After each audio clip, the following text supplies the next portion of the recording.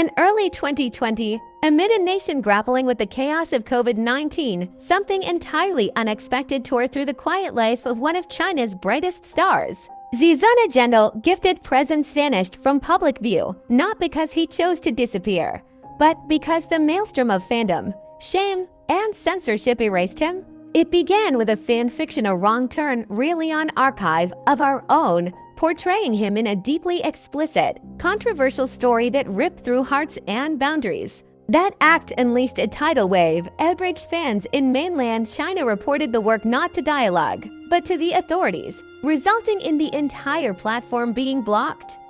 His name became synonymous with censorship and conflict, as millions of people reacted with accusation instead of empathy. From there, the emotional unraveling began. Fans who sought to protect him instead weaponized his image. His face was erased from ads, endorsements vanished.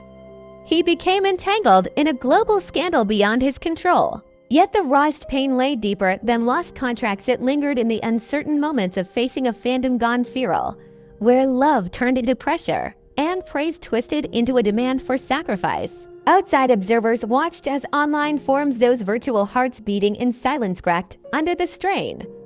Readers and viewers called out the brutality, asking how someone who did nothing wrong could bear such fury.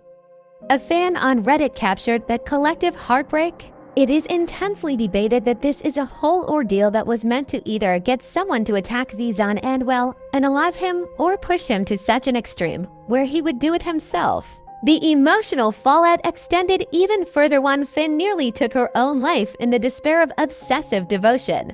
And in the midst of this digital inferno, Zhan stayed silent. He apologized for his fans, for the confusion, for the chaos, not for himself, but for the wounds borne by others. That silence can be its own form of sorrow. When he re-emerged on stage, in interviews, and with acts of charity, it felt like a careful return to life. He became not just a performer again, but a beacon of resilience and sincerity. His studio guided fans toward giving to charity, to creating something human instead of destructive. And gradually, the red ocean returned, fans lighting up auditoriums with renewed warmth and hope.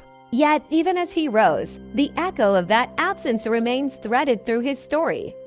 The emotional truth behind Zhan's disappearance isn't about one man stepping away. It's about the fragility of human connection in a world driven by clicks, fandom, outrage, and regret. In that silence, he whispered something real. That dignity isn't comfort, and that strength often blooms from heartbreak.